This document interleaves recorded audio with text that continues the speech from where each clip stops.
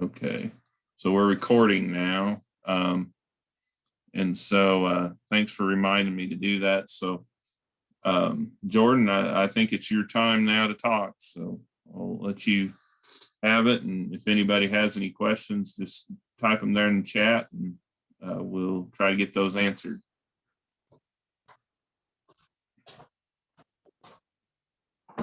Well, thanks, Patrick, and thanks to everybody for being on tonight. I really appreciate the attendance. It's a good turnout.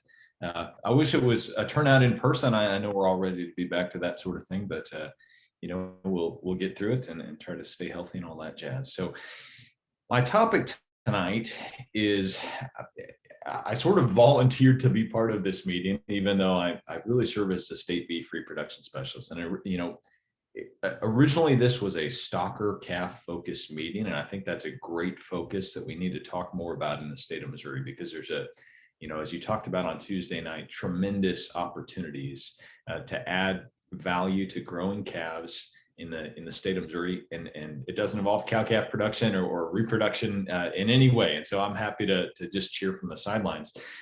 But I also think there's a model in which we can do something related to adding post-weaning value to calves that does involve a little bit of reproduction. And so this is an alternative strategy or an additional strategy that could make sense in terms of trying to move in the same direction. So my talk tonight is low input heifer development systems. And I'm going to say low input forage-based heifer development systems. Because I think if you're using a more expensive ration, some of these same goals may not always make sense. Most of the data that my lab would have on this topic is a very forage-based system, and I think most of the work around the country tends to be a very forage-based system, or at least a system in which the heifers are harvesting their own feed, not necessarily perennial forage, but a system in which the heifers are harvesting their own feed. So with that said, there's a little additional title that I want to tag on there, and that's that in which the open heifers are still profitable as feeders. And that's a big piece of this that we'll get to a little later in the talk. So I always have to start with the context. And the context is commercial production systems. Okay, I'm not talking about development programs for really high valued registered seed stock cattle. In those type of systems, those cattle are worth so much based on their genetic merit that you can afford some production practices that maybe wouldn't make sense on the commercial side of things. Now, a lower input model makes a lot of sense for some folks on the commercial side of things. And that's what we're going to talk about tonight. It's certainly not the only way to develop heifers, but for commercial producers, I think it's definitely some way to consider. We have our hands in this already at the MU Southwest Research Center. Dr. Bailey and Dr. Bailey's group and our group together have done some heifer development work there in the last year, focused on a low input forage-based heifer development program, looking at the impact of the grazing system in that particular case. We've also done some work together in previous years at the Horticulture and Agroforestry Research Center in New Franklin with the South Farm Beef Research and Teaching Farm heifers, also in a similar kind of very low input forage-based model. Now, as you know, in Southwest Missouri, it was a tough year to do anything forage-based because we got a pretty tough drought in the fall, and really didn't have the regrowth and the fall flush of forage that maybe we would like to in typical years. And even still, I would say that the performance of those heifers was very impressive for a low supplementation or even no supplementation, you could say, program. Eric and I always joke that we were supplementing those heifers with management, and that was about it.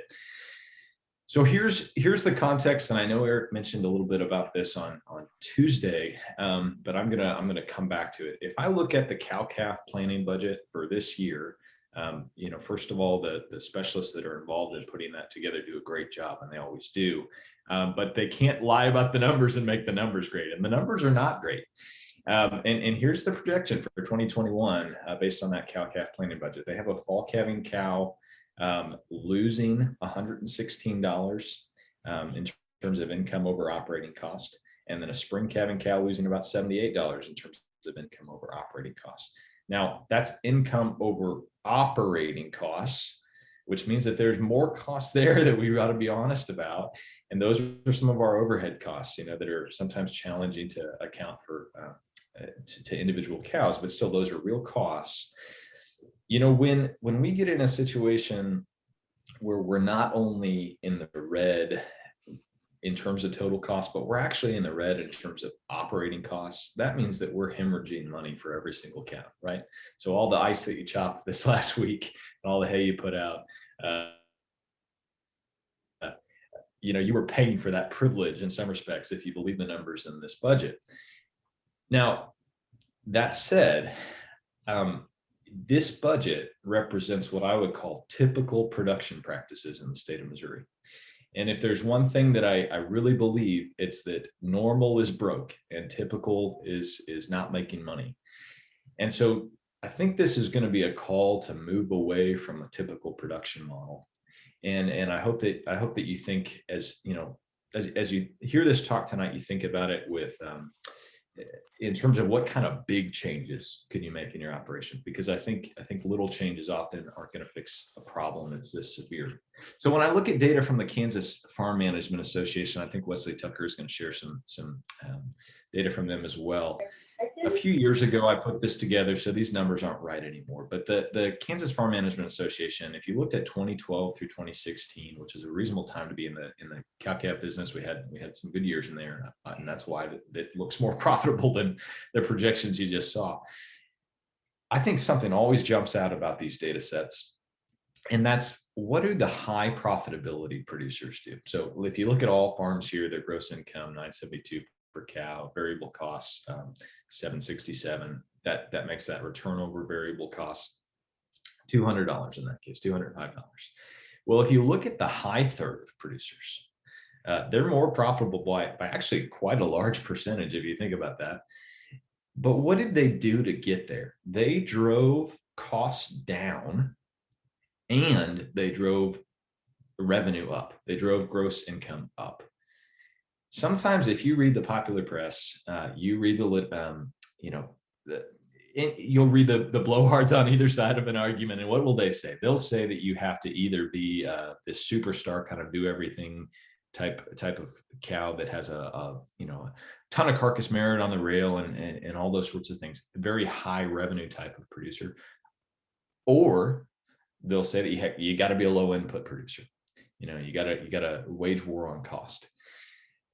From my perspective is you almost have to do both. You almost have to be a high revenue producer and you have to wage war on cost. And I think that's possible. And I think in the state of Missouri, we're better poised to do that than we think we might be.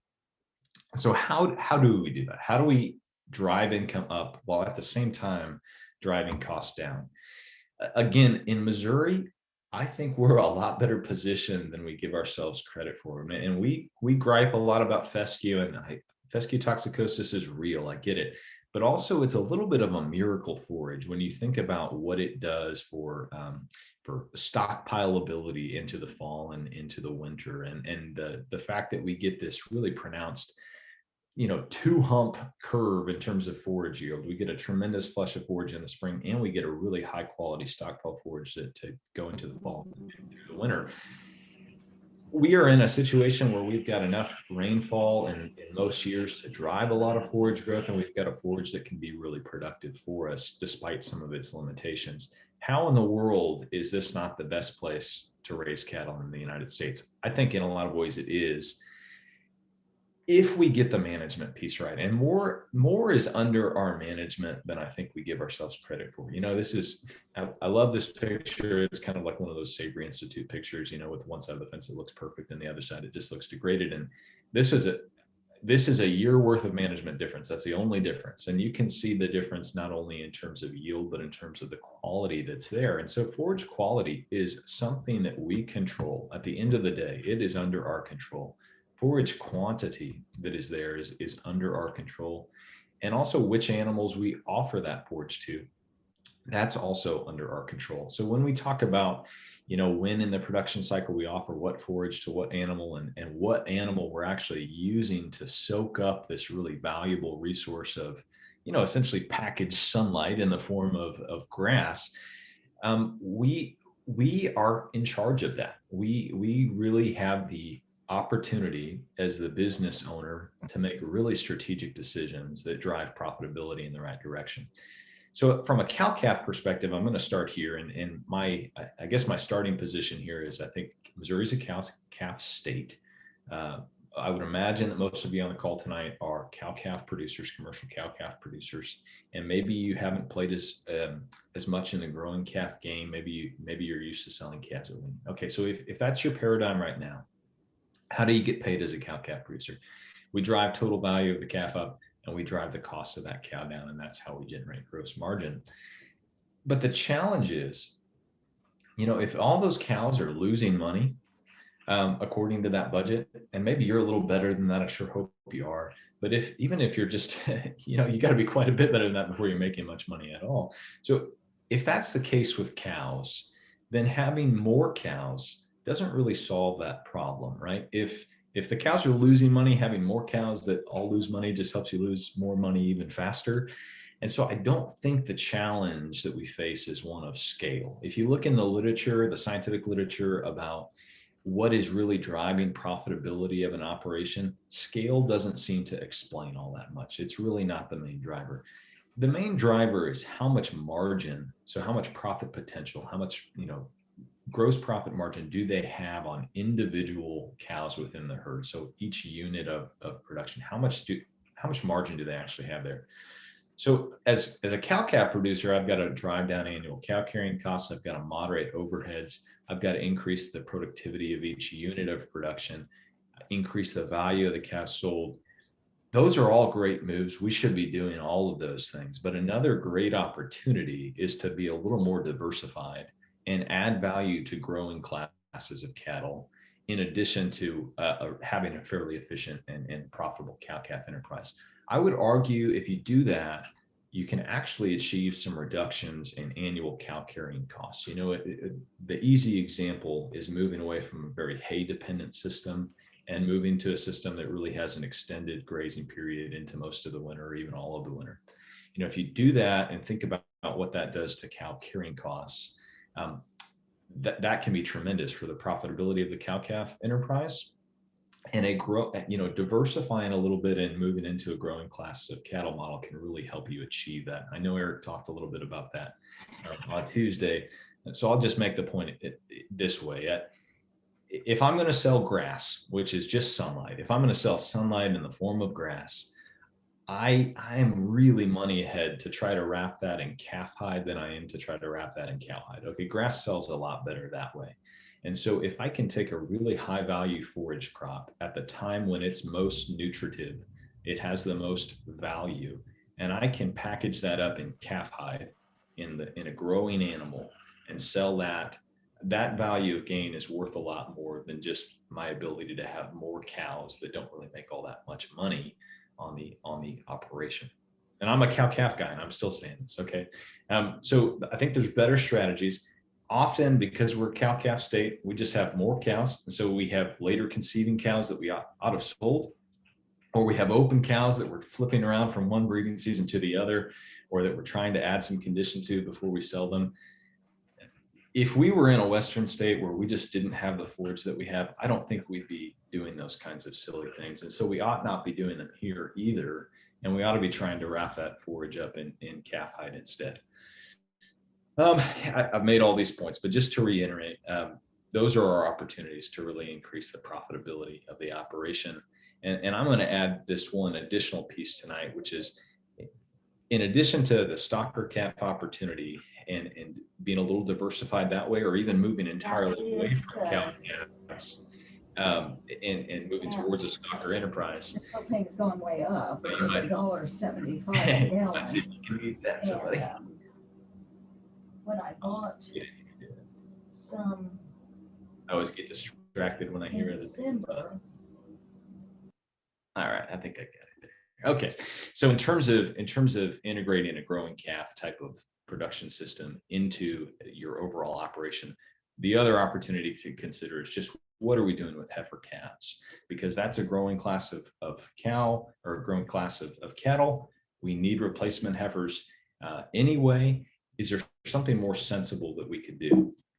I'm going to pitch one idea, and that's a low input heifer development model. And so to get there, first we got to understand what we're really trying to do with replacement heifers. And I think the industry pretty much gets replacement heifers wrong. But because what I see time in and time out is folks will select replacement heifers at weaning. And so we'll go into this weaning pen and we'll sort off the heifers that we want to keep. And often we'll do that based on their size or their visual appearance. Maybe if we're thinking a little more clearly, we might do it based on their dams, and we might have some really well thought out things that we think we're doing, but we're getting the whole system wrong. Because until a heifer has conceived early in her breeding season, she is not a replacement heifer from my perspective. That's just a candidate calf that I'm developing as a potential replacement. And so I wrote an article to this effect in Progressive Cattle. I'm going to put out an extension publication that really gives the same perspective. But I'm going to walk you through some of that tonight and why I say that. So let's talk about a 60-day breeding season, a 60-day calving season.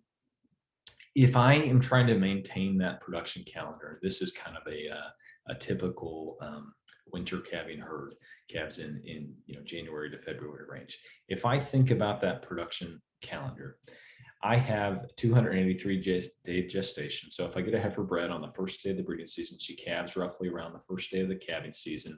There's a period of time after calving in which she's not cycling. She doesn't even have an opportunity to become pregnant, but it doesn't matter so much because by the time that breeding season starts, she's cycling again. She's ready to go. And she's going to have 2, maybe even 3 opportunities to conceive during that breeding season. Now, that's the heifer that conceives early. What happens with the heifer that conceives late? Well, the heifer that conceives late in the breeding season calves late in the calving season. And there's a period of time after calving in which she's not even cycling and not even capable of becoming pregnant. Now, most of us, by the way, think that a 60-day breeding season is actually a pretty good short breeding season compared to maybe what some of our neighbors do and what we might have grown up with. And it is a fairly well-managed calving season in terms of how short it is. But just realize the challenge for heifers, if their very first year, they're set up to calve late in that calving season, they have a very high likelihood of not becoming pregnant next year. So I'm going to use some business terms here for a minute. Which heifer will generate over her life the most gross margin each year? And so that's profit before we take out the business overhead. So which heifer stands to be the most profitable? It's that early conceiving heifer, that heifer that conceives in her first year, because the 2 big costs of cattle in the cow-calf enterprise are really feed, and then also this hidden cow cost of her decline in value every year, her depreciation. And so if I have a heifer that I get to have 1 calf and she is open next year as a 2-year-old at preg check, that value swing is huge. It's huge. And I cannot cover that in terms of the value she generated with that calf. And so she's a net loss as an investment. Now, the heifer that conceives early and calves early and then stays in the herd for 6, 7, 8, 9, 10 years, that heifer really stands to generate lifetime revenue right over her costs, because I keep her for such a long period of time. So that's that depreciation cost. And the other piece is she's also going to wean a higher percentage of her body weight every single year. If you look at commercial data, this is some data that was collected in commercial herds in South Dakota, but also some data from the U.S. Meat Animal Research Center is in that same publication. I believe this is the South Dakota data set.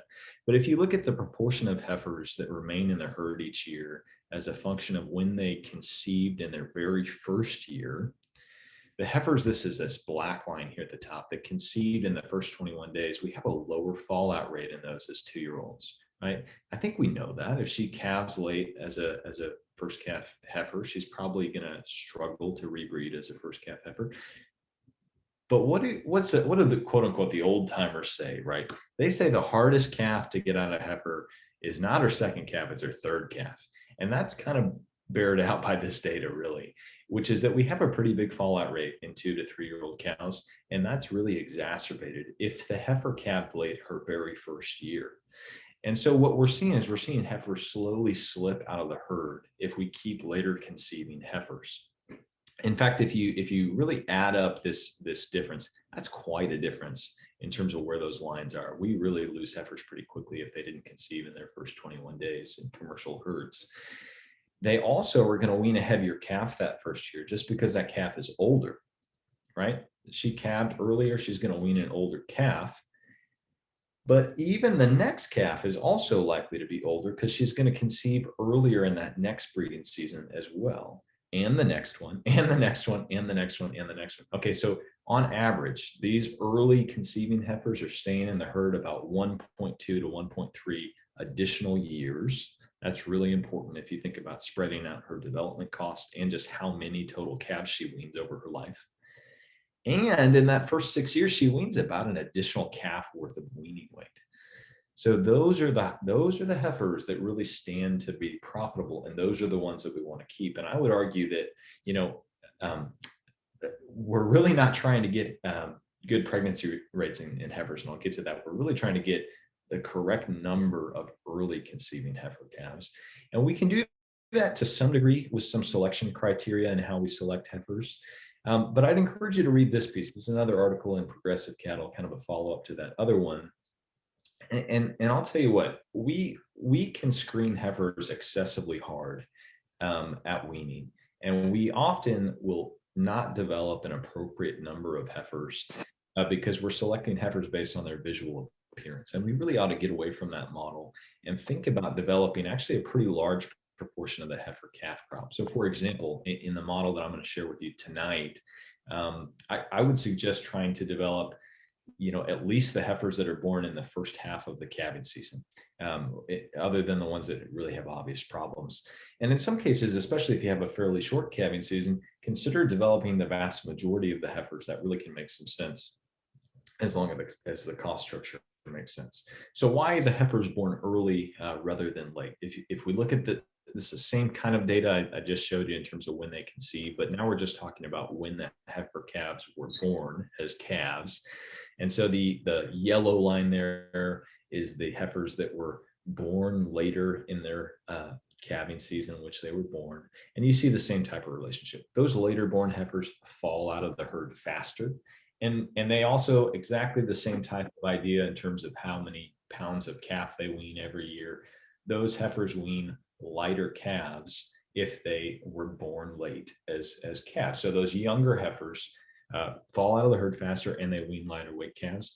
And that's because they're less likely to be cycling at the beginning of their first breeding season. If you would just look at the proportion of those heifers, if they were born in that first 21 days as heifer calves, they're more likely to be cycling by their first breeding season.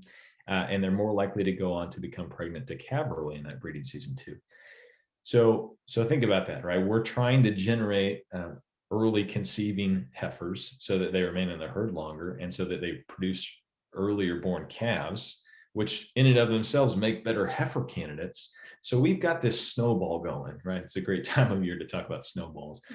We've got this potential to have this snowball rolling downhill and actually picking up speed and going better and better in successive years. And that's part of why reproductive management is so fun. Okay, so with puberty attainment in heifers, that's really what we're up against in a low input heifer development model. And so I got to talk about that just here for a second.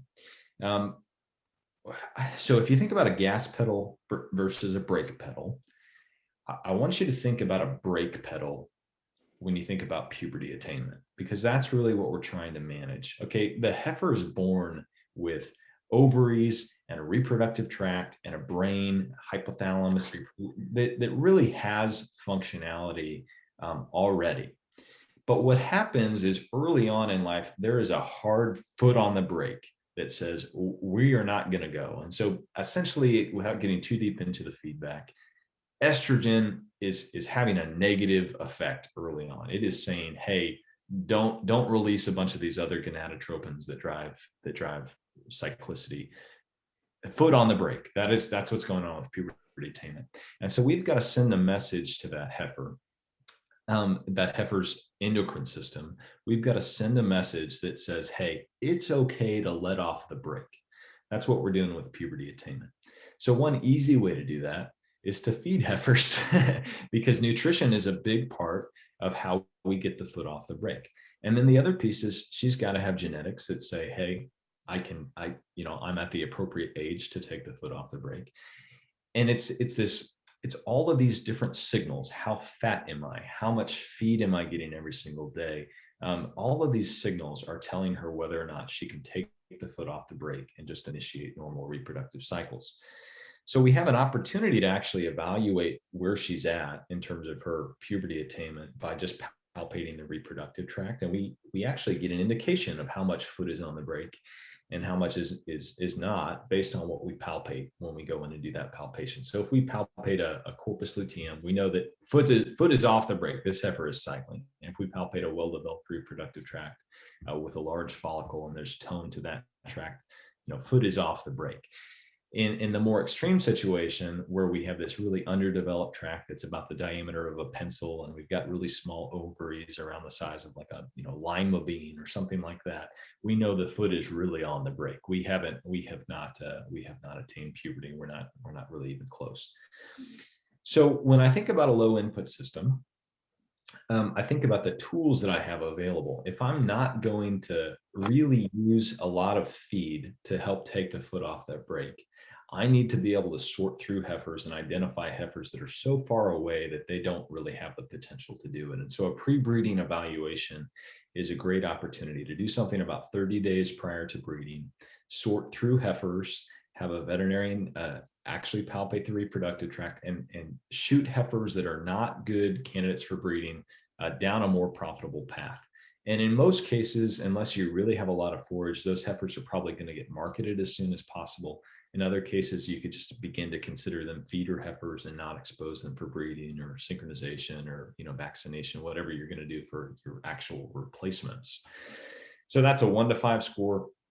I'm going to let that sit tonight and not really get deep into that because that's not the main focus. But it is possible that we can do a pre-breeding exam and begin funneling heifers down certain directions based on their profitability. So that's a very good tool because it's repeatable and it's accurate, and it predicts some things like fixed time AI pregnancy rates, when they become pregnant in their breeding season, which again we've already mentioned is really what we're after, and then also the weaning weight of their calves for just that reason. Those heifers that are near cycling or that are already cycling at the time of that exam, they're going to be the ones that conceive early and go on to wean heavier calves and be profitable investments.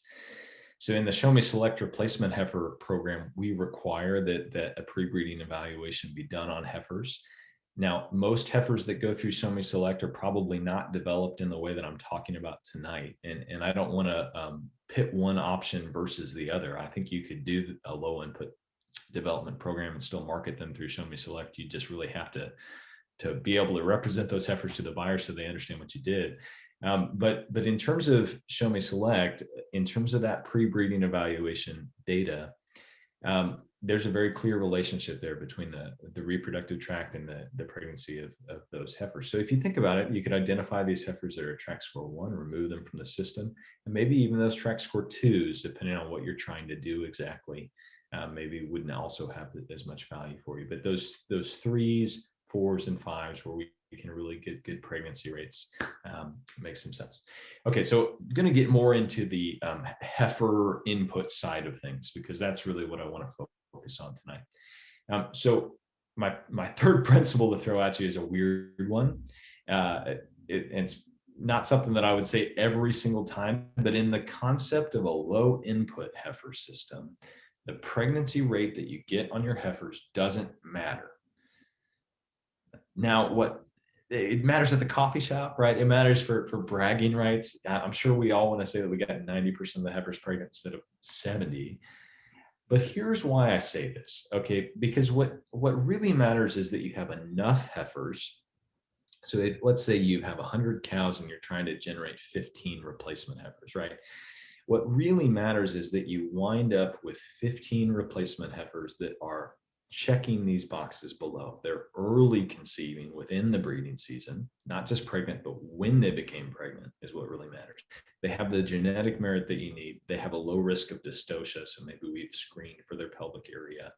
And they're also likely to conceive early again and again for multiple years. So those are what we're talking about is from a commercial perspective, their ability to generate gross margin. And then the other piece that's important is not only do we have to do that, we have to do it at a lower cost than we could just go buy heifers of the same quality from another source. And if we can't do that, then we ought not be developing heifers. So I was messing around with numbers today because I wanted to try to put together a model that we could play with and that would give Wesley some idea about where my head was at with this system. So if we think about, I'm going to focus on these. So these yellow cells are what we would alter. And I just wanted to get at this idea that we have different groups of heifers within our group of replacement heifers, and they're going to have different requirements based on how old they were. So basically when they were born is going to dictate some of our management. So for example, a common target weight for a low input system would be 55% of the cow's mature body weight. Often you'll hear a recommended target weight of 65% of her mature body weight, and that's a very conservative. Finely loaded. That's a very conservative target weight, not conservative, cost conservative wise, but just conservative in terms of, trying to generate the best results that we can, right? Taking the brake off with feed, if you will. Now, 55% is being harder on heifers, but it's important to think about the cost side of things and what we're really trying to do for profitability. And so 55% is a cost reduction strategy that in some research trials has really been effective. So we'll talk about that. Now, the other thing, we have to get heifers up to a certain weight prior to calving. And really, it's more so a certain level of body condition prior to calving. We want heifers to calve at a body condition score 6, maybe even 6.5, depending on the management system, because we have to set them up with a cushion of fat, essentially to ensure that they can go through that first lactation well and also have some potential to breed back.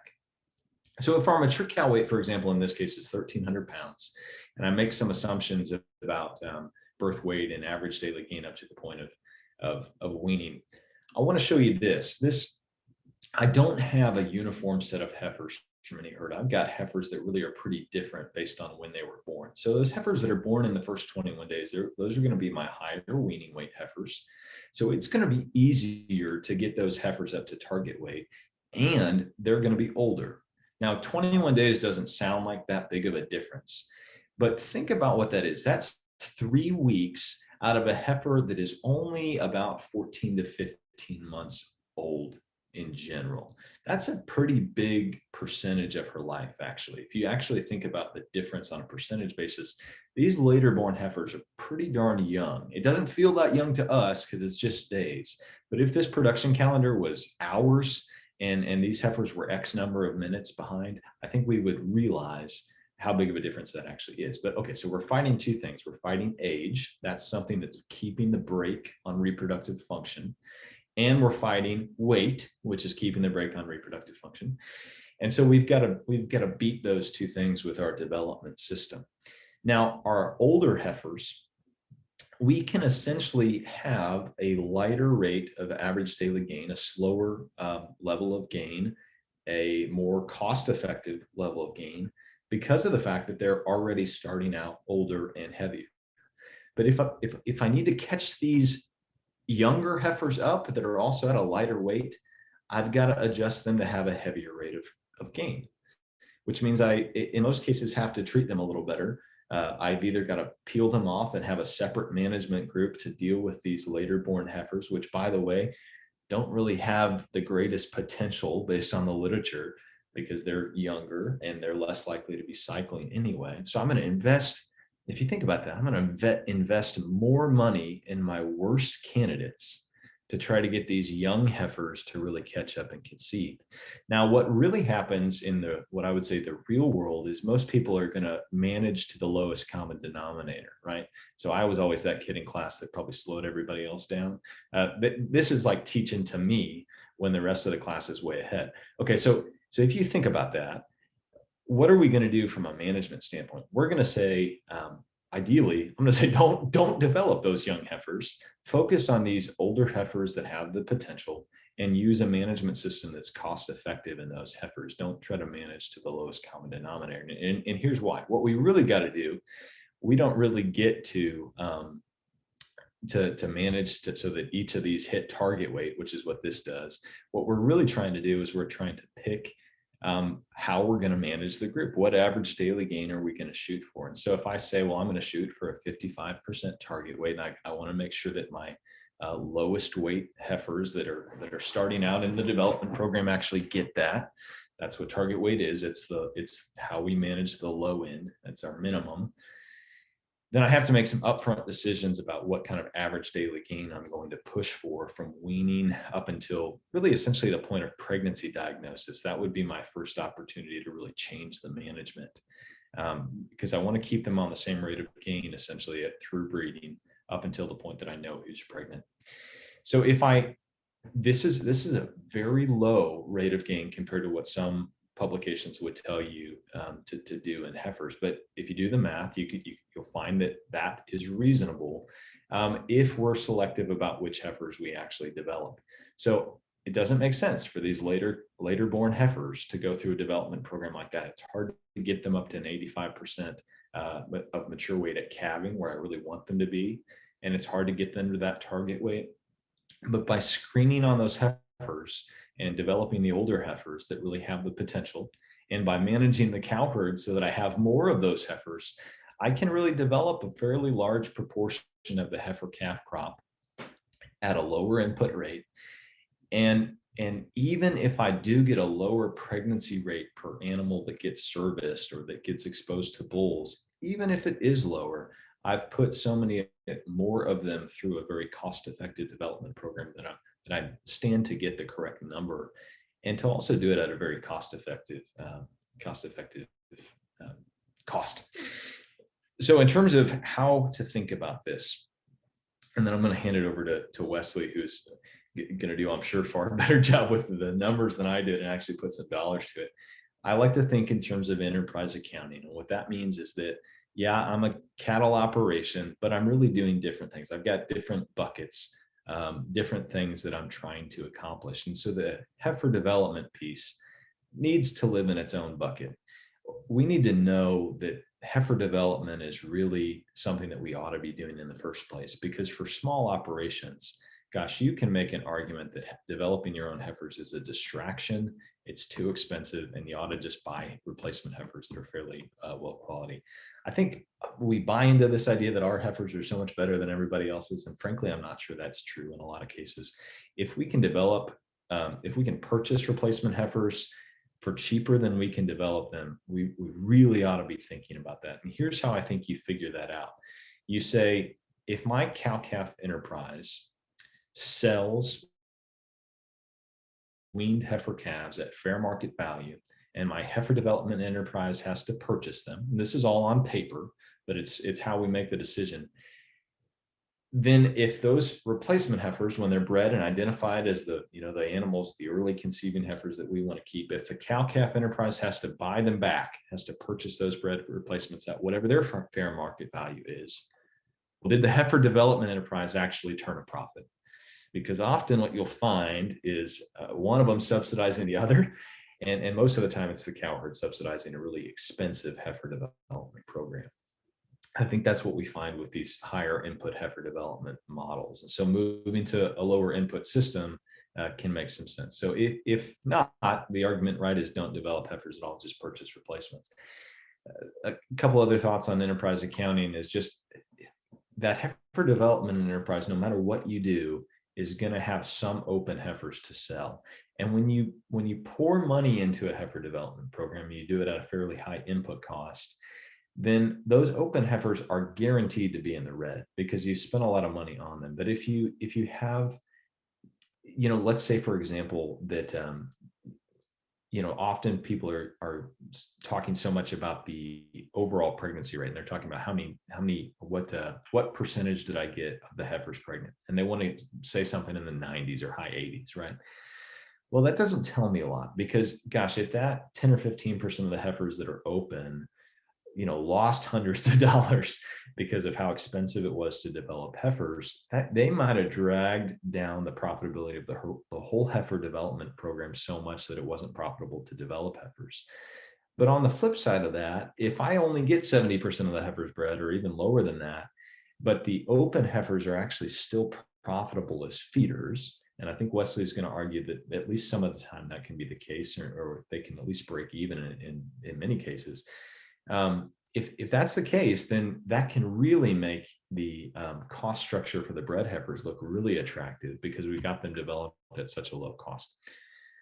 So without ranting too much on that, the heifer development enterprise may also be able to market bred heifers, later conceiving heifers. And if that's the case, if you've got a strong market for later bred heifers, you might want to not consider a low input heifer development program, or you might want to consider ramping up the level of supplementation that you provide once heifers are bred, because it sure is hard to sell heifers that don't have, frankly, a little too much fat on them. Fat really sells on heifers. And so if your marketing strategy is to market bred heifers, you really got to think through that. And you got to think through timing of marketing. I would say that, when we start thinking about marketing fall heifers in the spring, those heifers can look kind of rough depending on how they were managed over the winter. So just have that in mind. This is not for everyone. It's not a one size fits all thing. If you want to go down this direction, genetics are a big piece of this. So one thing I would really caution you on is if you're going to do this, do it with early maturing breeds, and arguably with crosses of early maturing breeds. Most of the low input literature has used crossbred heifers that are British based. Angus Hereford, Red Angus Hereford, something like that. Be very conscious of trying lower input models in later maturing breeds, especially like our Indicus influence breeds. The other piece that I would add is cow size influences this a lot. And if you want to play with my calculator sometime, I'm happy to share that with you and you can play with that. If you start trying to do this with 1,800 pound cows, it's extremely challenging to do that. And it becomes very, very easy to do this when you have 1,100 pound cows, quite frankly. So putting selection pressure on earlier or easier fleshing, lower mature cow weight, potentially even frame, and moderate milk production, that makes a lot of sense if this is the direction that you want to go down.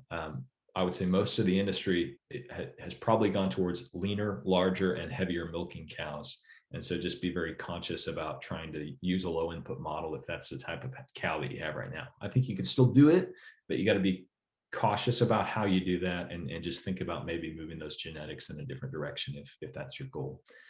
Likewise, putting selection pressure on fertility and puberty attainment is really important. You may have seen some of this already, but Dr. Jared Decker and I at the University of Missouri have a USDA funded project right now to try to develop better genetic predictions for fertility and for age at puberty attainment. Really excited about that project. And so I'm hopeful that in the next year or two, we have some of that information available. The other thing I would plug from Jared Decker's program, I think Jared has done a nice job focusing on regional adaptation ability in cattle, and his work has led to the development of a hair shedding EPD.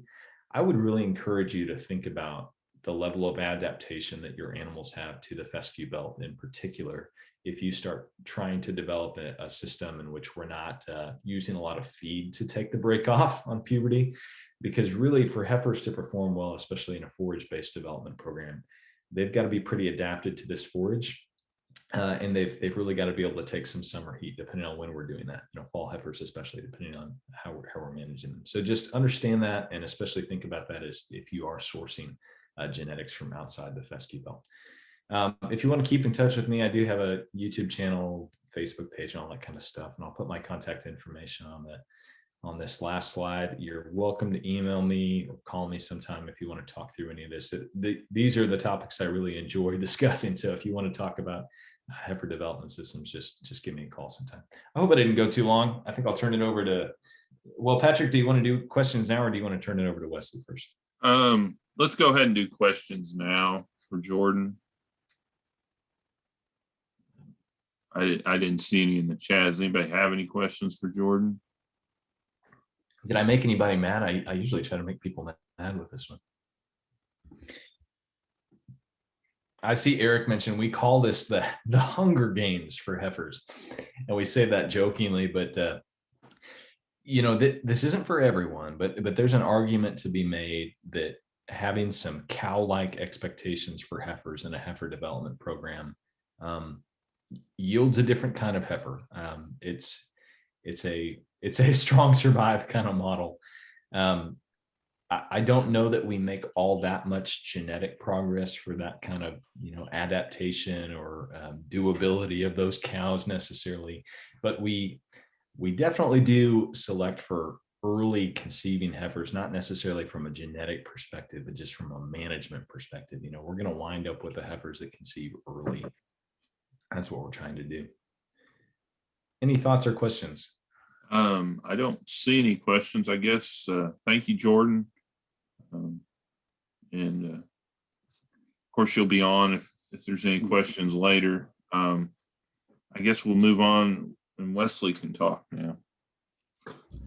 Patrick, are my slides up okay? And can you hear me all right? Yeah, I can see them and I can hear you. Yep. Oh, okay. Well, you know, I'm not 100% sure. Whenever I get to do a program here with Dr. Bailey and with Dr. Thomas, I'm not sure whether I should be honored and think how great it is that I get to do a program with them, or say, why on earth am I on the program with them to follow them up? Because I always feel like, you know, I'm trying to follow in great footsteps. But I really do appreciate what both Dr. Bailey and Dr. Thomas have spoke on Tuesday night and tonight. And, you know, I hope my presentation just kind of reinforces the points that they are trying to make. You know, some of the people on tonight weren't on earlier on Tuesday. And so I'm just going to hit a couple of things real quick to kind of remind you guys where we were at. And I also think I kind of tried going through things a little too fast. We were going a little long on Tuesday night. And so I probably tried to run things through just a little bit too quickly. And I'm learning from these guys that, you know, to slow down and kind of try to make sure that you guys understand where I'm coming from. But, you know, back to this idea of how many cows should I really have?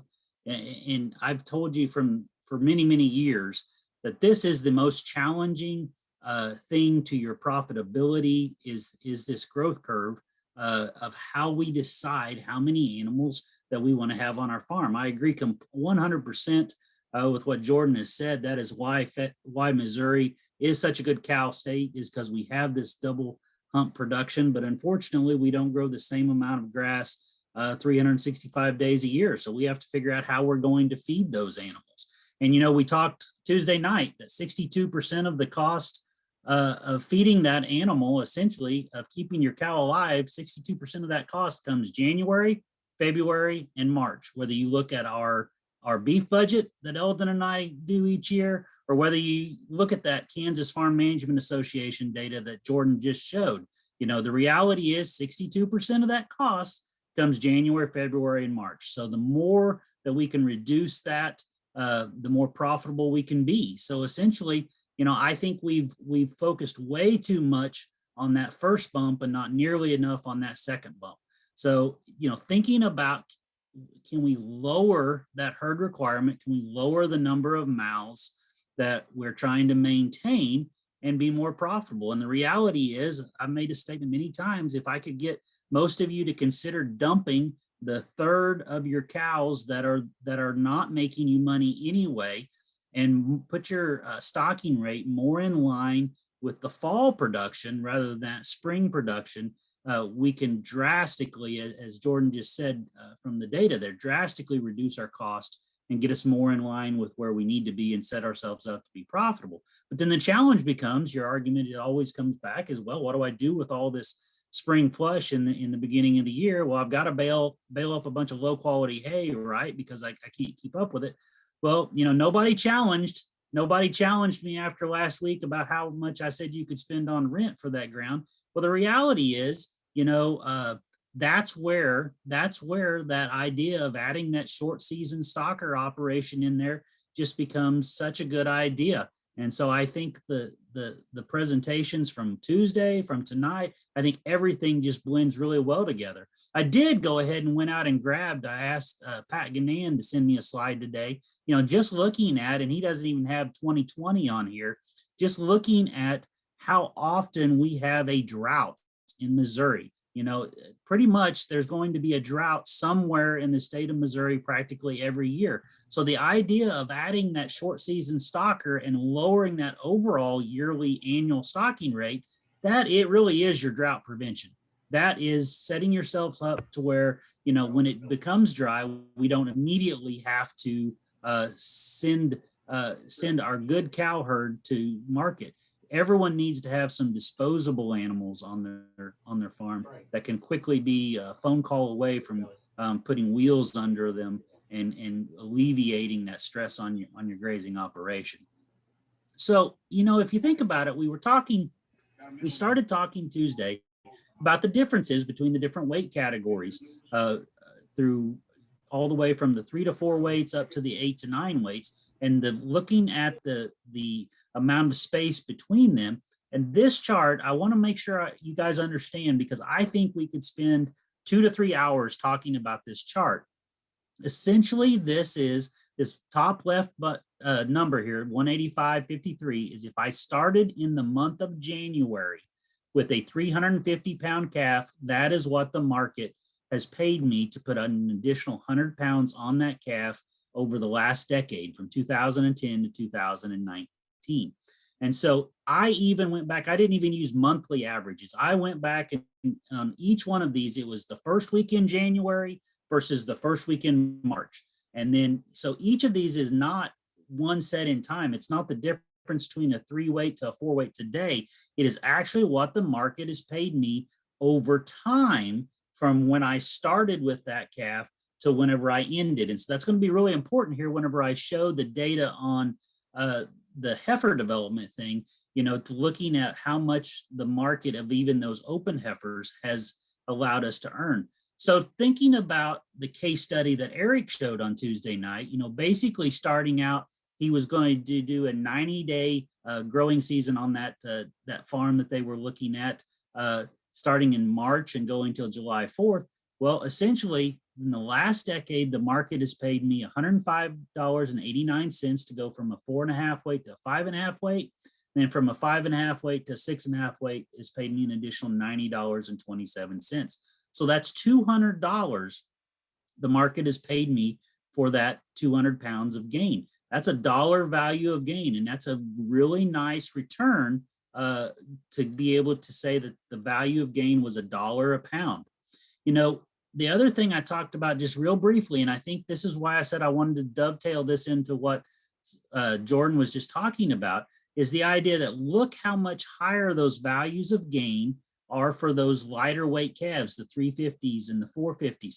Look at how much higher that is, almost $1.60 a pound for those lightest calves. And I think this goes back into just exactly what he just said of, can we identify those cows that are later calving in our calving interval, those ones that are going to produce smaller calves, and can we go in and early wean those and put wheels under them before the market crashes on them? Because we all know that for a spring calver, we all know that the market for a cull cow, essentially from the month of August to October, in 60 days, that market will essentially go from a really decent market for utility cows to one of the lowest prices it will be all year long.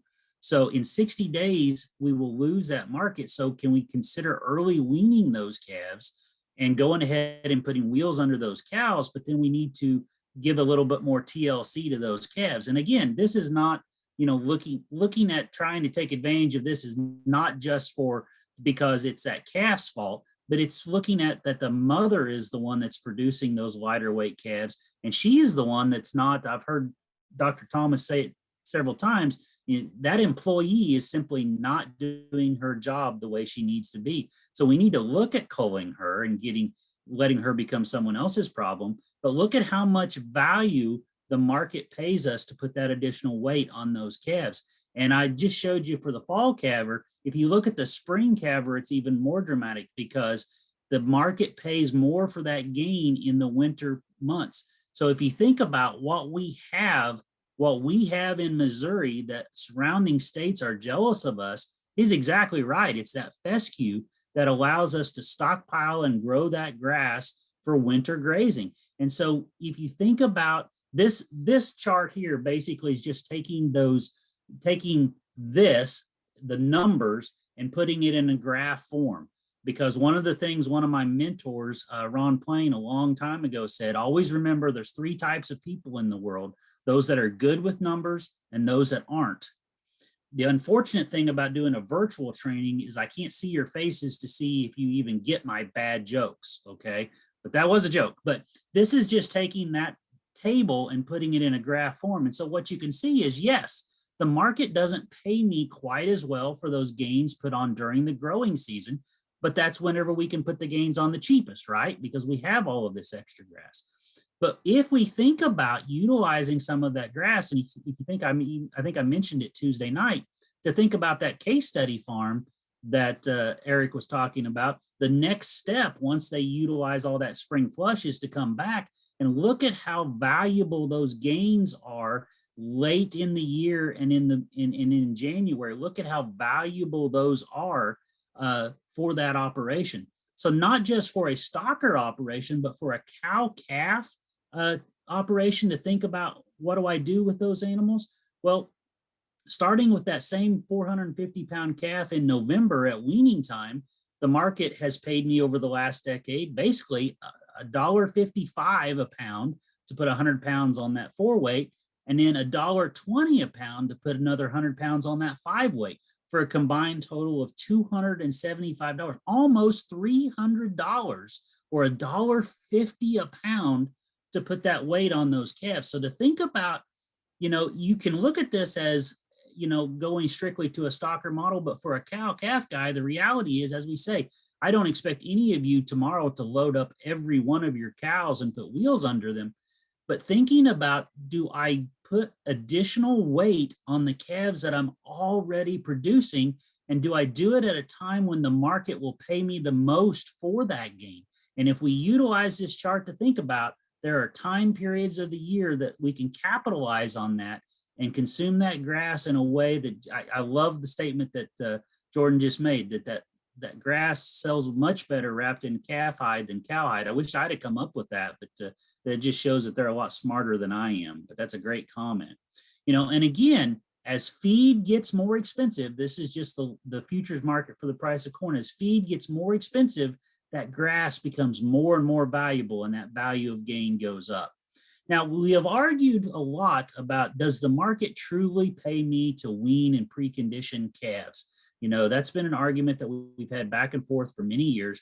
Well, I can tell you folks, it does. The reality is our markets are changing, and they're changing pretty quickly.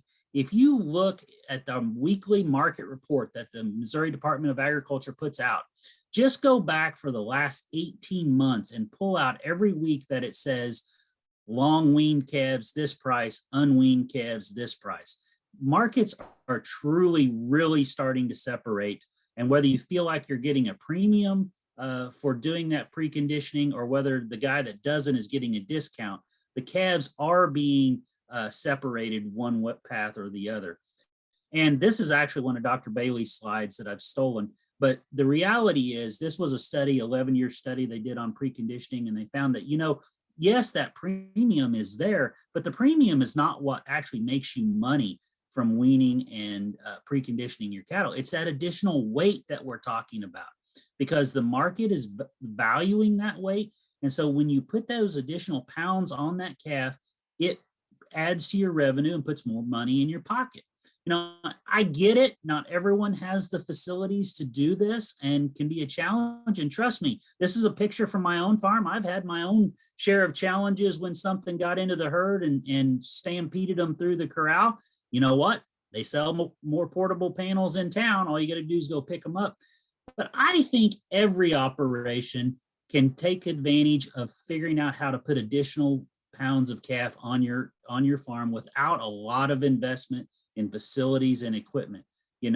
that everyone can think about a way to do this where it doesn't add a tremendous amount of cost to it if we do what they've just been saying of adding it from grass and not having to have a lot of expensive feed.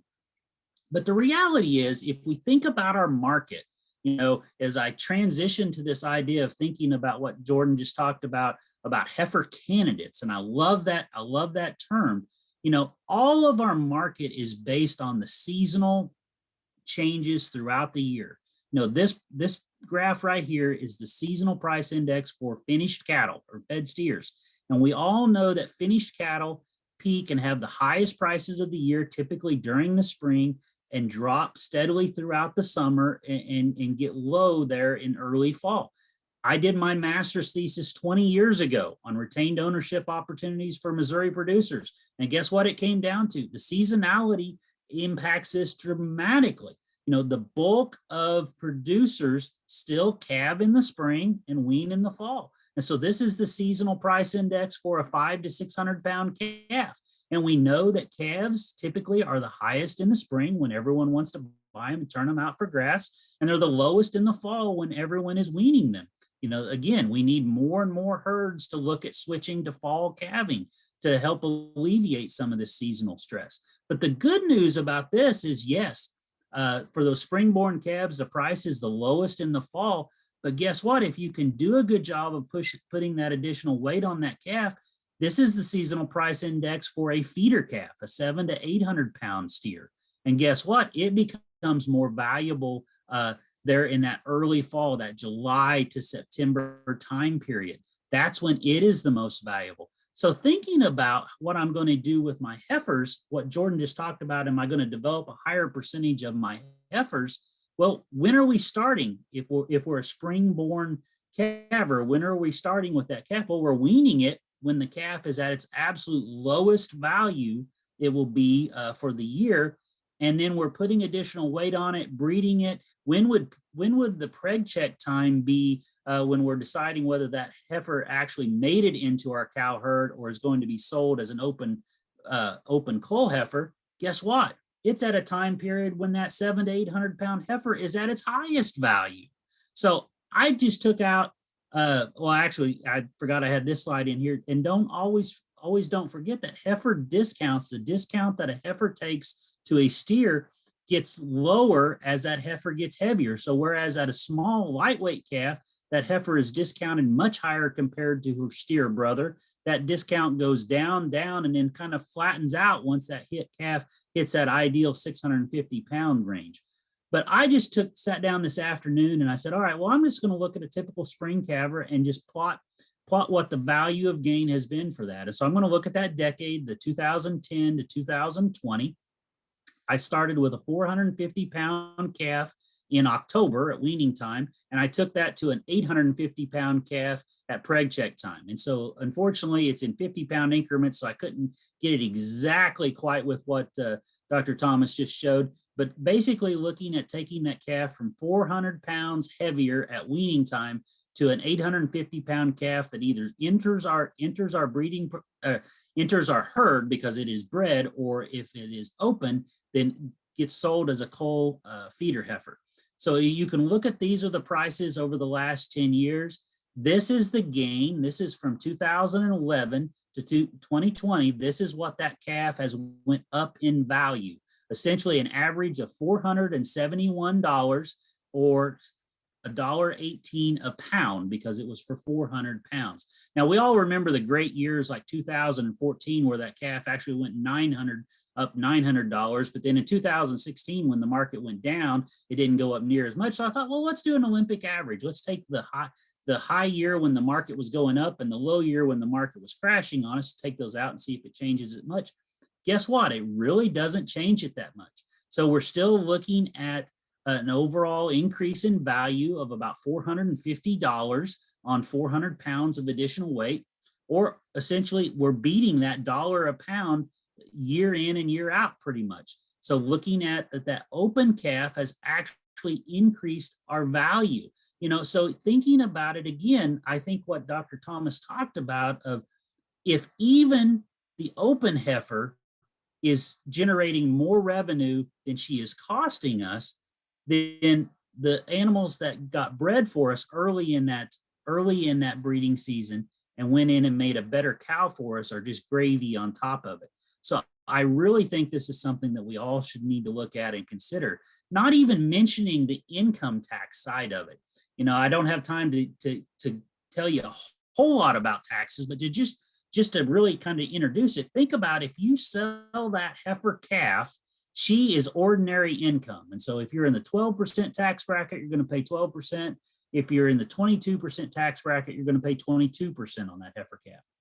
But that ordinary income is also subject to self-employment tax, basically paying into Social Security. And it doesn't matter if you're below the age of 65 or not, you still, I mean, even if you're over the age of 65 and it doesn't affect your Social Security anyway, you still have to pay into self-employment tax anytime you make money on the farm.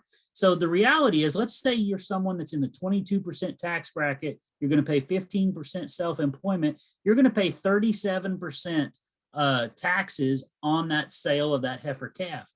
If you take that heifer calf, roll her over into the breeding herd and make her a bred female, and maybe decide to cull one of those cows that we've been talking about, that's really not making you any money anyway, because she's calving late in the calving season, she's producing an inferior calf.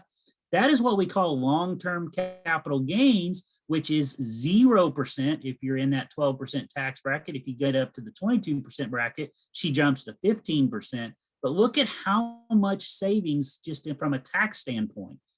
And I know Dr. Thomas has talked about that, you know, capitalizing on depreciation. Well, part of the depreciation rolls over here into the amount of taxes that we have to pay on it as well. So I think we all need to back up and look at this question of, you know, I have got limited amount of feed, time, and money. So who is going to get it in my operation? Does it all go to the cow herd? Does it go to the stocker enterprise? Does it go to the heifer replacement enterprise? The reality is, I think it needs to go to all three of them. And thinking about that growth curve, that is the maximum way that we can increase revenue and cut cost in both ways, is utilizing those other enterprises to match it to our growth curve. But that needs to be at a lower annual cow herd number of mouths constantly. So I can't have quite as many mama cows as I might have typically had. But if I'm going to generate more revenue from the stockers or more revenue from the heifer enterprise, why do I have to have as many cows? Because as you know, as we've said, we're coming off of a time period where it's been really challenging to take care of those the last couple of weeks. You know, maybe having a few less mama cows is not necessarily a bad thing, especially not if I'm making more money. And especially when I think about it creates a built-in drought management plan for me. Having less mama cows puts me in a much better standpoint whenever it does turn dry every 1 out of 3 years in Missouri. So, you know, again, I just think we really need to consider what these two guys have presented for us. I think from an economic standpoint, I think it makes a ton of sense. And again, I just feel honored to be able to kind of present some of the economics of showing what they're talking about. But I think it makes a ton of sense in how we, I forget how he said it, but not doing it the way we've always done it in the past. Patrick, I'm going to turn it back to you and hope there are some questions for one of the three of us. Thank you, Wesley. Do we have any questions? I don't have any questions in the chat.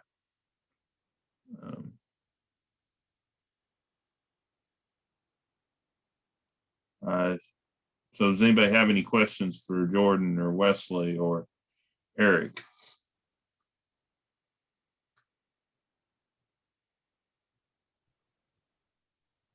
And you're definitely welcome to unmute if you got one you want to ask. Yeah, that's fine too. Oh, I guess we have one here. Purchasing replacement heifers, is there a best time of the year for lowest cost based on historical averages? I think Eric's got his hand up. Yeah, Eric. Oh, I actually wanted to ask the next question rather than answer the first one. My bad, y'all. You know, if a question has a $sign implied in it, I think it always goes to Wesley. Do you want to tackle that one? Well, I can, but I figured that was more the buying replacement females. You would take it. Yeah, I think there are times. I think Dr. Thomas mentioned earlier. There's times in the summer when there's not a lot of replacement females that are on the market, and I think there are times when they can be bought cheaper rather than waiting right before calving season starts. Sometimes buying that, depending on how you're doing it too, sometimes buying that replacement when she's a late, second period before she hits that third period. It's not that she's going to be late calving, but it's that, she just hasn't hit that third period to have that green tag on their back. Sometimes you can pick those up cheaper, and is at a time that allows you to have more time to get that animal acclimated to your operation before she does calve. But there are time periods when they're a little bit weaker, prices are a little bit weaker just based on the market, and allows you to pick them up a little bit cheaper. And I might just chime in on the topic of purchasing replacement females. I'm a big advocate of, gosh, if your numbers say don't develop replacement heifers, do what your numbers say and just buy those replacement females.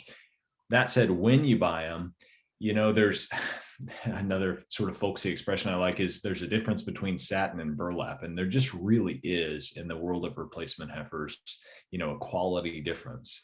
And a lot of that quality difference comes from how much information we know about the heifers. And so just like I mentioned, you want to develop heifers so that they calve early in your calving season and be very restrictive about which ones you actually keep. Gosh, you ought to use the same mentality when you buy heifers. And if you do that, you got to look for a source where you're not just buying a load of heifers that's exposed or something like that, or that's bred to calve over a 90-day period or something like that. From my perspective, I really wish those kinds of marketing strategies for heifers would go away because they don't really serve the industry that well. Ideally, you want heifers that have an individualized, expected calving date. So the Show Me Select Replacement Heifer program is great about providing that information. Admittedly, those are fairly pricey heifers in a lot of cases, but look for those kind of high information heifers if you could. Was the question more about bred replacements or more about like those replacement heifer candidate calves? Because Wesley, you might comment too. I think it would be interesting just to discuss buying in heifer calves as yearlings. Are there some times of the year in which the market does tend to be, from your perspective, a little bit weak, and we could get some heifers bought in for kind of a custom development operation fairly affordably? Well, yeah, and I think that goes back to how you're going to develop them too, and do you have the flexibility of the feed stuff to do it? I mean, there's no doubt that, as we said, whenever it costs more to put gain on, the market, the market responds to that. And so the ability that I've never seen someone complain that I have too much grass and not enough mouths to take care of it, that if you have additional grass at times of the year when the market is weaker, that allows you to go in and scoop them up cheaper and put those gains on them from your own forage base whenever you can take advantage of the situation that the market is offering you. But again, it's all about that flexibility of having the forage or the feedstock in some form or another to be able to do it.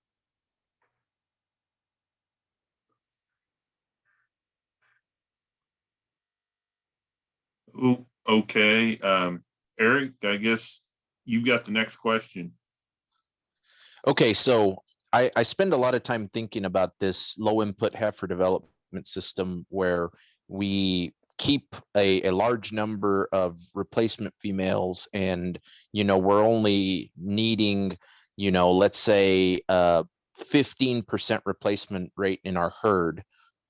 In that scenario, hypothetically, let's say we raised them on a low rate of gain.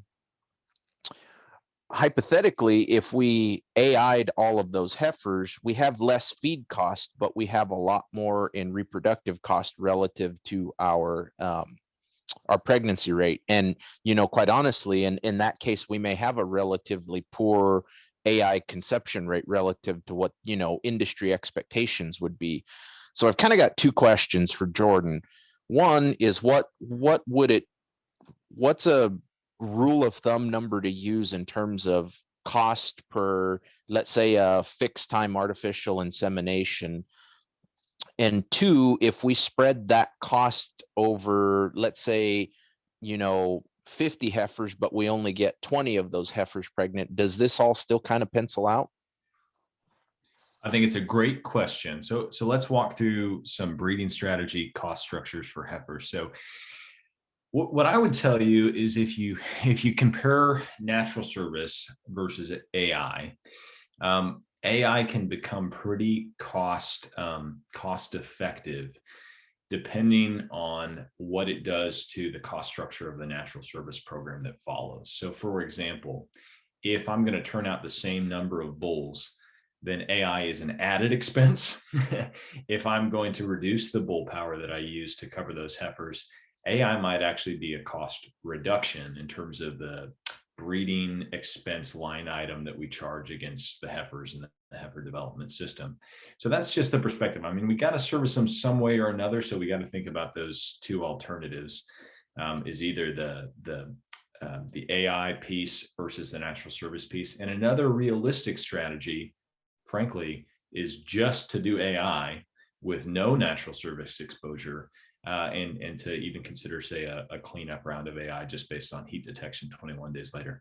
I consider that a little more of a risky model, especially to just jump into, with both feet in year one, if you've never used AI before. But for some operations that are very comfortable with AI, if you look at that cost structure, that's about the cheapest thing you can do to service heifers, because you don't have this fixed cost of the bull and all the costs wrapped up in that bull. Now, you're asking an even more nuanced question, though, which is what is that cost of AI and synchronization look like as a function of a changing pregnancy rate? Because what you're getting at is you get a lower pregnancy rate, and essentially the cost that's counted against the pregnant heifers is even larger than if you get a very high pregnancy rate. And with a low input model, presumably you're likely to get a lower pregnancy rate. So I guess first let's talk about that assumption. Are you likely to get a lower pregnancy rate? In the literature, with a 55% versus 65% target weight, it's always cautioned, you may get a lower first service pregnancy rate. And that has never really shaken out in the literature, except in some high growth type of indicus influenced cattle. So with the modern research in this area, 55% versus 65% with crossbred, British-based cattle, they have not seen a reduction in first service pregnancy rate, which has been a little bit surprising. But it's something to consider. So I don't know that we really do shoot ourselves in the foot in terms of changing the proportion that become pregnant. But let's say even if we did, let's say instead of getting 55% of the heifers pregnant to AI, we get 45% of the heifers pregnant to AI. The question is just, do we get enough of those heifers? And so we've got to have the correct number developed to begin with. The cost of AI that I would use is probably around $15 to $25 for a unit of semen. And depending on the synchronization strategy you use, I would say $20 to $30 in terms of total cost of synchronization and all of the labor to get it done. So if you pencil $50 to $60 for an AI service in heifers to include all the labor as well, I think that makes some sense. So if I get, on average, 50% of those heifers pregnant to AI, that's an AI cost to count against the entire group of heifers of $100. So does that make your feeder heifers that are open now in the red? Potentially, but you've also got such a low cost structure on the bred replacements that really, I think we got to think about the whole profitability of that little enterprise. Because what you will often see is that your actual cost incurred of the actual purchase price, if you will, for your replacements is quite a bit under market value, or it makes your heifer development enterprise look really good. Depends on how you want to do the math. It's a very good question. I don't know if I fully answered it, Eric. Well, no, it's a great answer, Jordan, because Funston's data from Nebraska would say that there wasn't it like $80 to $100 savings in reducing your target weight from 65 to 55%? It was. And of course, that depends on how you value your feed resource. So in a Nebraska model, where it's a crop residue plus supplement type of program, that's a little different than here where we're on, in many cases, a green growing forage. So our cost of gains are probably probably pretty darn competitive with theirs, even though they're grazing crop residues. But the point I'm trying to drive at is that from my perspective, the nutritionist perspective, the argument of, well, I'm pouring a bunch of straws of semen down the drain if my first service conception rate is less than spectacular. My argument is you save so much in feed that it more than cancels out. Is that fair? I do. And I think, again, I get back to this we got to look at the whole profitability of that little enterprise, because that heifer development enterprise, if you want to think about it that way, is going to market two different products. It's going to market bred replacement females, either to the operation or externally, to other operations, or some combination of the two. And it's going to market open females. So, I mean, really, we count the cost structure against each individual animal.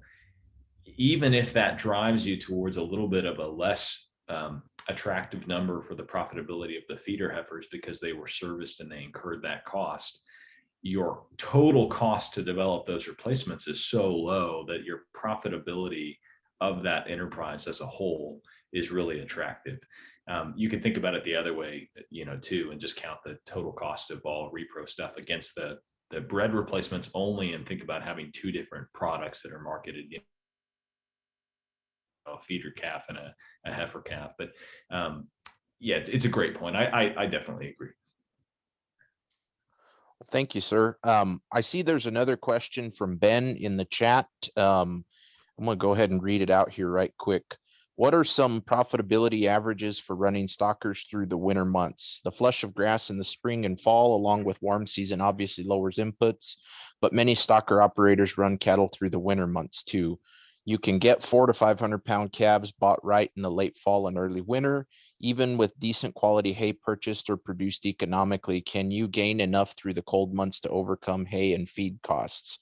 Or do you just rely on compensatory gain once the spring grass flush hits? That's a wonderful question. Let me start off by talking about what a profitable backgrounding or stocker operation should be in terms of our cost per gain.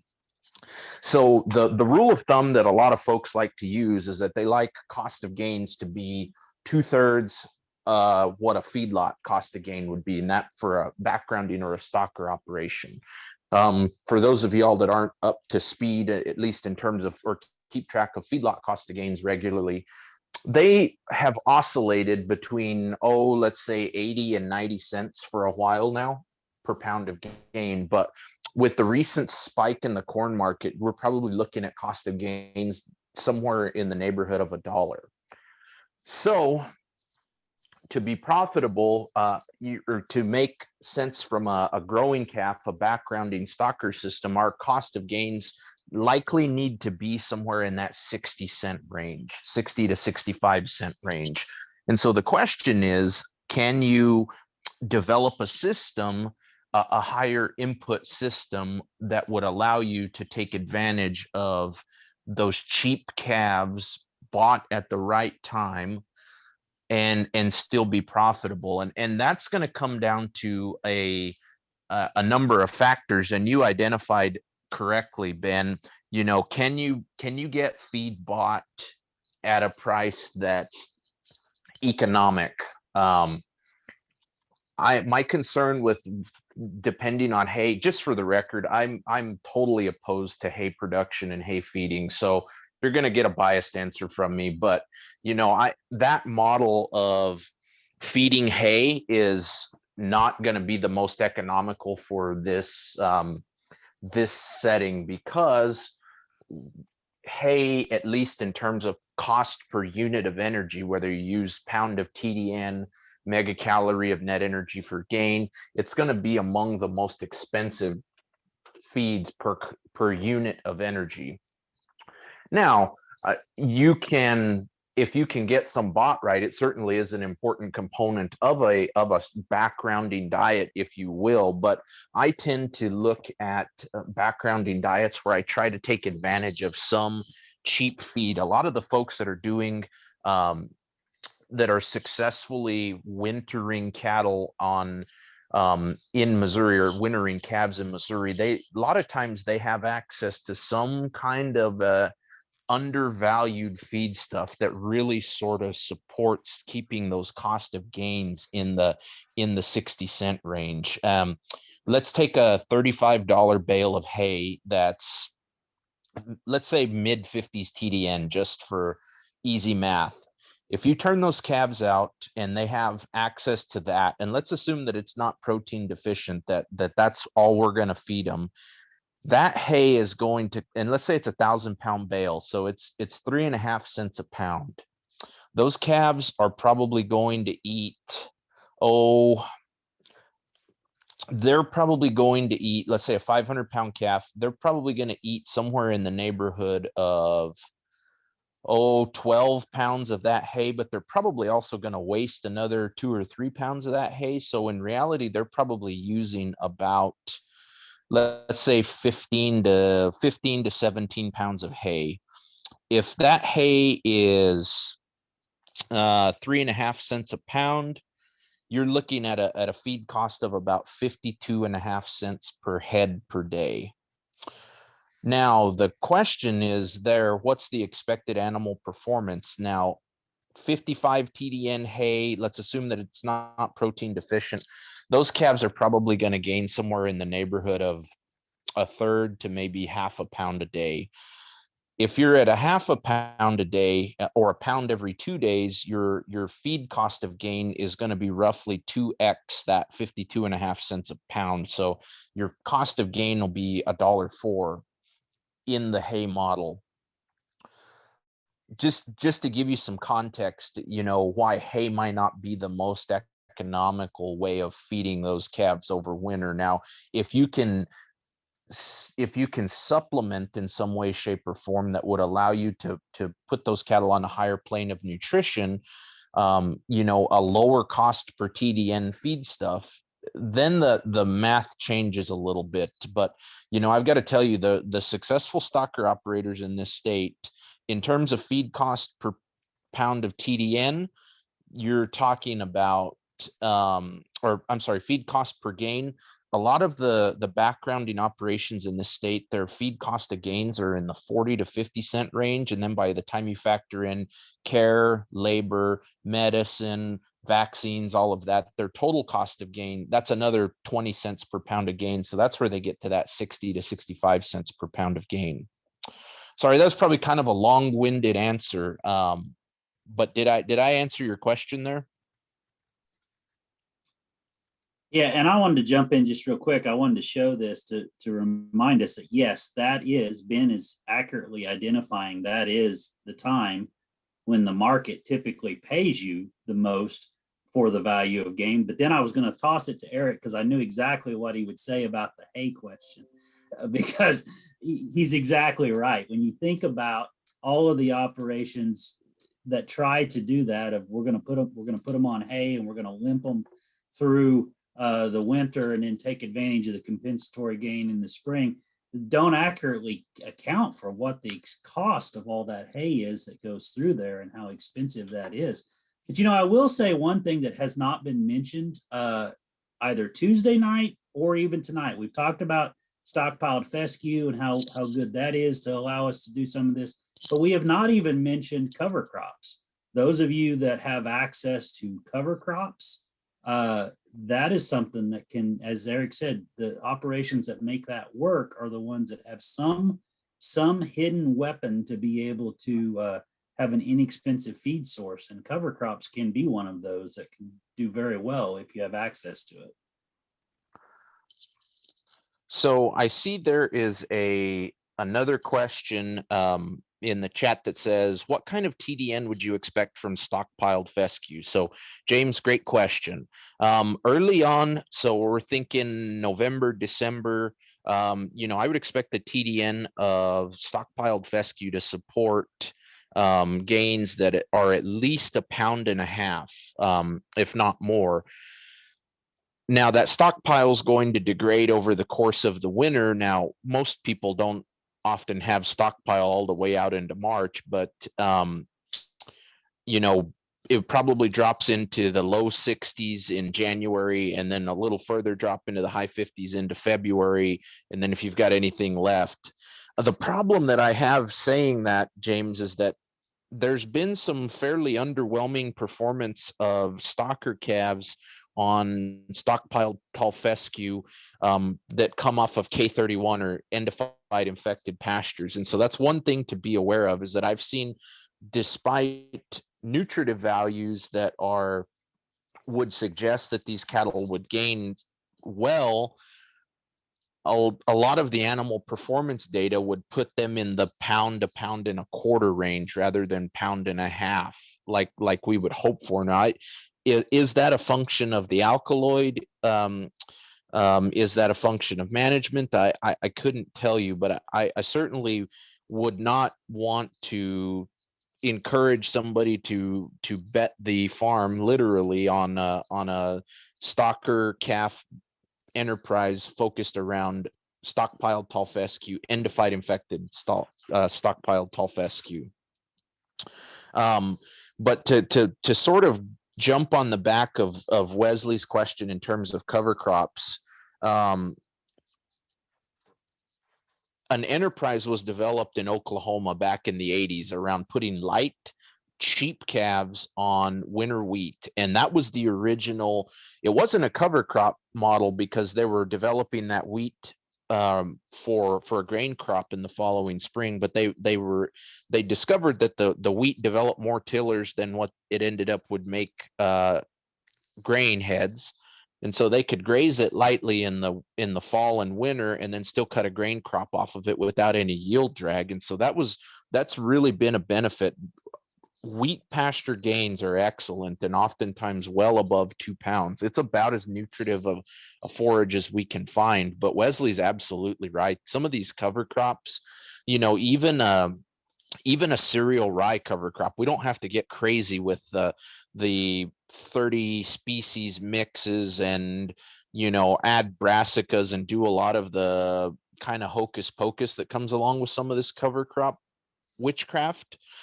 Even a grass-based cover crop, there are substantial potentials for cheap gains on stocker calves. And quite honestly, since the NRCS is willing to subsidize cover crop planting right now, it becomes an even bigger win-win than it was previously before. Eric, do you want to comment on the other question there about cheaper feed sources? Absolutely. Yeah. So the question was, what are the other cheaper feed sources? So Carolyn, the cheaper feed source might be so in some cases, it could be a commodity that is undervalued. So buying, for example, let's say wet gluten off of a barge off of the Mississippi River in St. Louis. It could be some kind of a byproduct feed that's like a bakery waste or something like that. Those are what people would think of in terms of like cheaper feed sources. But what I was referring to is more of a calculation of the cost per pound of TDN. And I know this isn't visual and it's probably going to be a little bit hard to follow, but corn is 90% TDN. So if I pay, let's say, corn is about 10 cents a pound right now. If I pay 10 cents a pound for corn, I'm getting 0.9 pounds of TDN for every pound of corn. Therefore, in terms of cost per pound of TDN, I'm paying about 6.2 cents per pound of TDN. If I buy hay that is $35 for a 1,000-pound bale, but it's only 50 TDN, I might have paid 3.5 cents for that hay, but when I factor in the TDN value of only 50%, I'm really paying 7 cents per pound of TDN. And so it's the answer to that question is a little more nuanced. It's not some magical feed stuff, some back alley deal, some undervalued commodity, in so much as it's just being mindful of what is the best value per unit of energy, and being able to work with an extension specialist or somebody to help you kind of build a ration around your cheapest cost per unit of energy feedstuffs.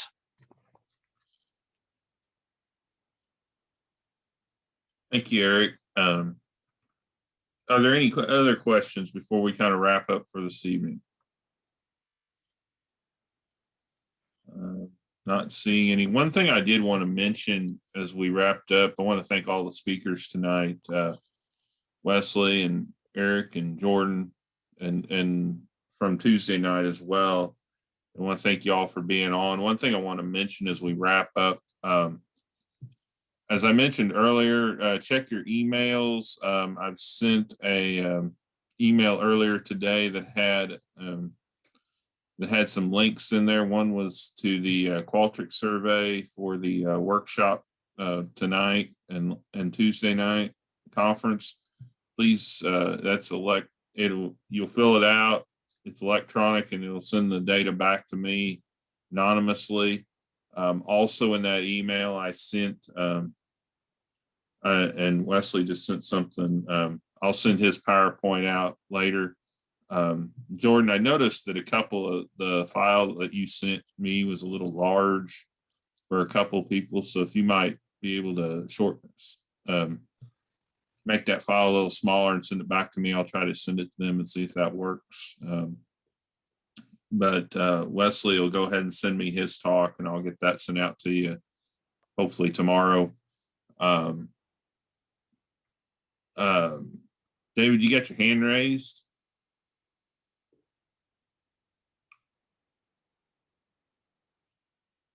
Okay.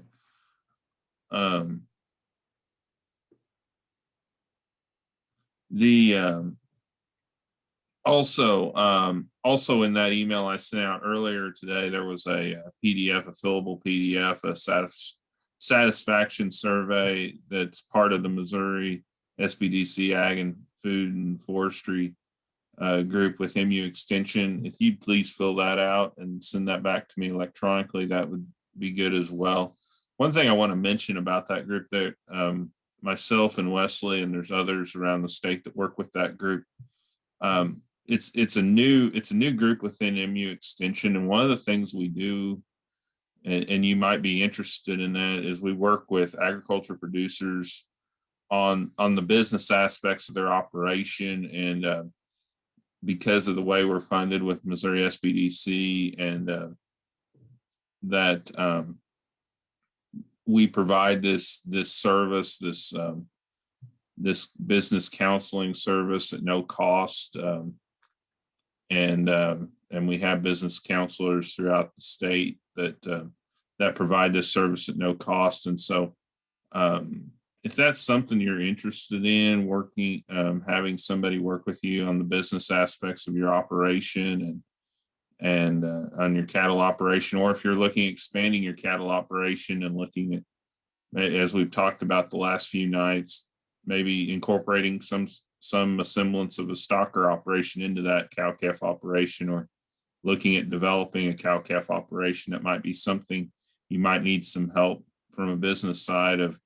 How do we go about doing that? That's one thing that this group and the people that work within this group within MU Extension can help you with. And so if you have any interest in having somebody work with you on that side of things, the business side of your cattle operation, or questions related to that, just send me an email, and we'll get you in touch with somebody who can help you work with that. So with that, I don't see any more questions or anything.